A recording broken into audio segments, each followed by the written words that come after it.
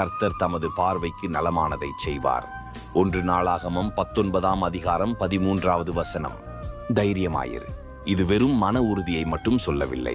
பயம் கதவை தட்டும்போது விசுவாசம் கதவை திறந்து இங்கே கர்த்தர் இருக்கிறார் என்று பதிலளிப்பதுதான் இந்த தைரியம்.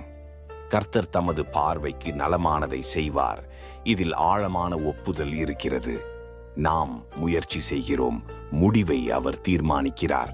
நாம் விரும்பியபடி அல்ல, அவர் நம்மை பற்றி அறிவார் என்று நம்பி ஒப்படைப்பது. இந்த வசனம் நமக்கு 3 விஷயங்களை கற்றுக் கொடுக்கிறது. நம்மால் செய்ய வேண்டிய காரியங்களை முடியும் என்று தைரியத்துடன் செய்ய வேண்டும். பயத்தை விட விசுவாசத்தை தேர்ந்தெடுக்க வேண்டும். முடிவை தேவனின் கைகளில் விட வேண்டும். ஒரு விவசாயி விதை விதைக்கிறான்.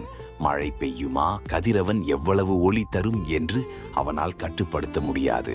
ஆனால் விதை விதைப்பதை அவன் நிறுத்த மாட்டான். அதுபோல நாமும் முயற்சி செய்கிறோம். பலன் தேவனுடைய சித்தத்தின்படி வரும்.